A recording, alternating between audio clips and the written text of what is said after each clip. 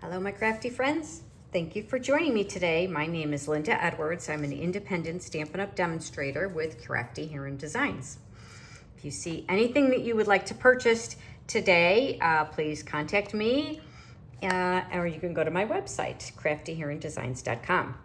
I'm going to show you how to make this card, although I'm going to use a different set of paper because in my Sweet and Simple classes, we make 2 cards the same design.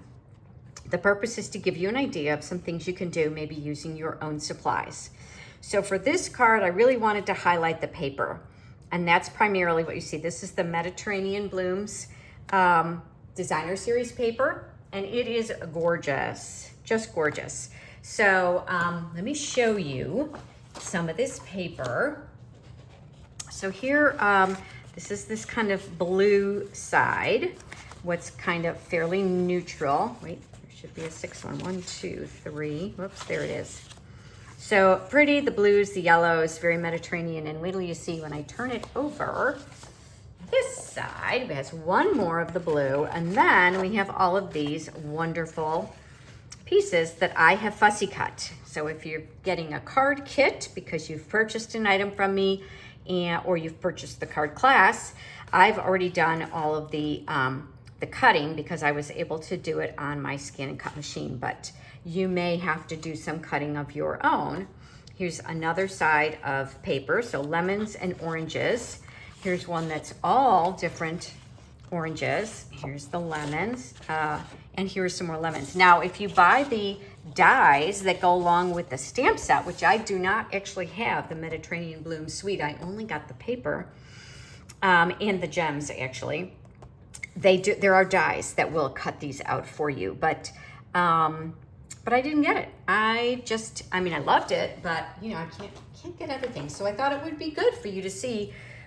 Give yourself some options if you don't actually have, if you have a limited budget. So the other thing I'm using is the Everyday Greetings stamp set. This is an online exclusive. The Mediterranean set is in the annual catalog. The Everyday Greetings is, as I said, is an online exclusive, and it coordinates with a set of dies. These are the Greetings of the Season dies. So you can see these are all tags. They've got little holes in them. We're going to cover that up because I'm not making it as a tag, so it didn't really matter to me. These come as a bundle with the Greetings of the Season stamp set, but don't miss that it also coordinates with the Everyday Greetings. So let me move that over. Here you go. Got that? This is all available as an online exclusive. So the dies work with both sets, and I've been using the Christmas dies. I've got some classes coming up with the Christmas dies, but I also thought, well, I've already got the dies, Christmas, so I wanted the Everyday Greetings. And I think it's got a great list of sentiments, and it does truly, I think, cover just about everything that I tend to send a card for. So don't miss those as an online exclusive. And there's this number is for the dies alone. So if you buy it as a bundle with the Greetings of the Season stamp set, there's a different unit number. I'm sorry, I probably should have written that one down, but you can look it up online and search on my website. So let's go ahead and get started in making this card. So the one I'm going to show you today is similar but different. But I will share with you all of the details. So let me move that one out of the way. If you've purchased the card kit, it comes in an envelope like this. You'll have the pieces to make the first one that I showed you, as well as a second card. So my Sweet and Simple class, I make the cards. You do, 3 designs, and you make 2 of each card. So you come away with 6 cards, but 2 different designs. Sometimes they're exactly the same, and sometimes they are not. So in this case, I thought it would be fun to kind of mix it up a little bit. So the card base is the same for both cards, and it is just a standard cut 2 from 1 piece of cardstock, and it's 8.5 by 4.25, and it is scored at 5.5. So we're going to use it this way. And then I've got a piece of Night of Navy. This is going to go entirely over the the front of the white card stock. And so it is 5.5 by 4.25. And you'll see why I did it that way in a minute. Now I've got 3 strips of designer series paper, 3 different patterns. So the first one is 5.5 by 2.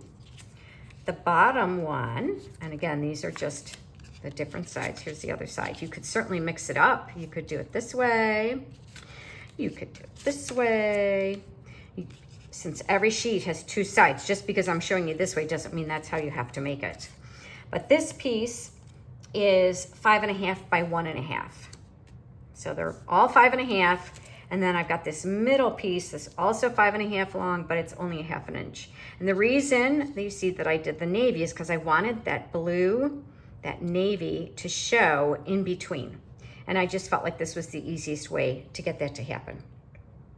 So your card kit will also include this that's already been cut for you, right, with the die that I told you about, those everyday, or the greetings of the seasons dies.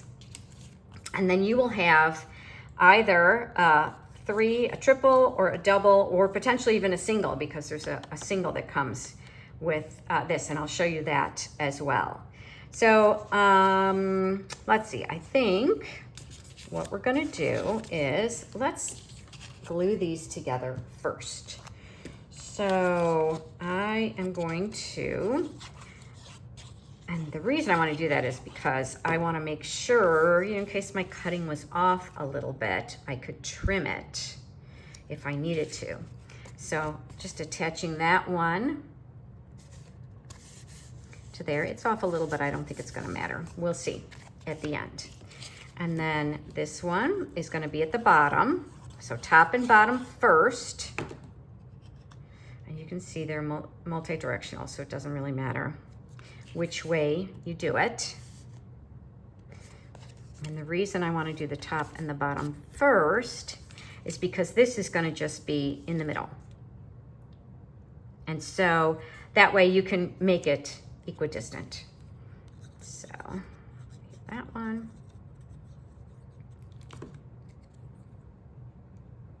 And it's going to just go like that.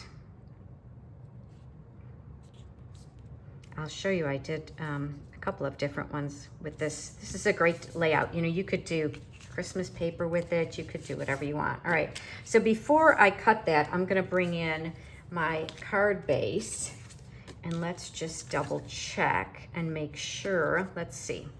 If I attach that, oh, it'll be fine. You won't see it. I'm just kind of making sure it overlaps a little, but I don't think you're gonna see it. If that bothers you, you can come in and cut it, but I'm afraid if I do, it's so thin that it's gonna end up making it worse than it is. So, there we go. I'm just gonna attach this to the front. And I like to pick it up while it's still, the reason I like the liquid glue is because it gives me a little bit of wiggle room here. Make sure. Okay, there's your card base. Very straightforward. Now this is going to go on dimensionals, and I'm going to stamp it first. But since I did Thinking of You on the first one, I think I'm going to do Happy Birthday on the second one. So the Happy Birthday comes as 2 different stamps. So you can get the script Happy and the printing Birthday, or vice versa. So I think that's kind of fun. It lets you mix and match. So I'm gonna bring in my Night of Navy. And because I know I want this piece to go on it, I think it's a good idea to kind of eyeball it. We don't want this to hang over at all. I do want it to be kind of in the middle here. And before I stamp, I'm just kind of looking, I'm thinking, because this is kind of wide, I think I'm gonna want my birthday to be up at this point, because I can fill in with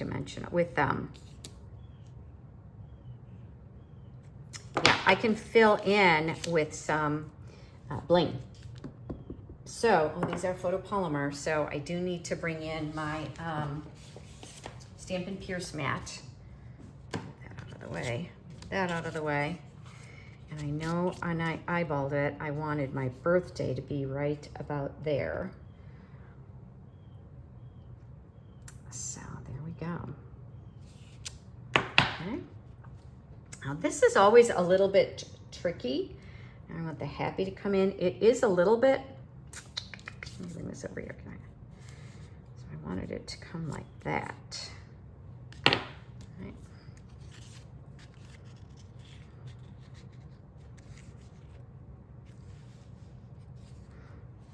Let's see, I could go this way. I want it to come this way. But you can play around with it. So now I have to decide, do I want my happy over here? I think I want it, yes, I'm gonna do that. I'm gonna do it different. All right, this is hard to do when I'm standing over the camera. I wanna get it close enough to the birthday. Oh yes, okay. But it can be kind of tricky because you don't know if it's gonna, because you can see through it, but you don't want it to be too close or overlap. So you can play with it. I played with it ahead of time on some paper, and I tried to have the two stamps on the same block, but I just couldn't really get them close enough. You can cut your stamp, you know, that might have worked, but I don't know, I just was not comfortable with that. So that one didn't work for me, but it is just an option for you because some stamp sets will work beautifully like that. So there we go. That's the way I'm going to want it. So I'm going to go ahead and put this on dimensionals first and attach it because I know pretty much where I want it. And then I can eyeball the other. And I do, you know, make a note that I should have said that before I stamped it, but the hole is on the left because I'm covering it up. Now the other option is, you know, I can move this over too. So before I attach it, I just want to make sure. Actually, let's go ahead and attach this now. And then we'll put the whole thing on the, and then I can put the whole thing on the card base. Okay, sometimes I can't think and I can't talk. Clearly, I can't talk and do this at the same time. All right, let's see. So there we go. Now the bottom is a little long. You can always trim it off if it's too long. I mean, it would not be any big deal if I had to trim that leaf off, but I was able to do that. So see, that's why I like the liquid glue, because it gives me a little bit of wiggle room. And now I can add more dimensionals. I know where the dimensionals need to be. And I might even bring in some of the mini dimensionals for some of those little pieces that are kind of sticking up. Okay. Oh yeah, isn't that so beautiful? Reminds me of, you know, the Mediterranean, as a matter of fact, speaking of Mediterranean, I am actually going to go to Sicily. My husband and I are celebrating our 35th wedding anniversary, and so we are splurging on a trip to Sicily. We're going to see wineries and gardens, and we are very excited. We leave in a couple of weeks. And so if you try and get in touch with me and I don't answer, that could be why. But I think this Mediterranean, the citrus, the colors, I'm looking forward to kind of seeing how much of this, getting some inspiration from the colors in the Mediterranean. Okay, so now I have also from this suite, there's this Night of Navy baker's twine. It's really a nice weight. It's so easy to work with. See, like that. Just made a little bow.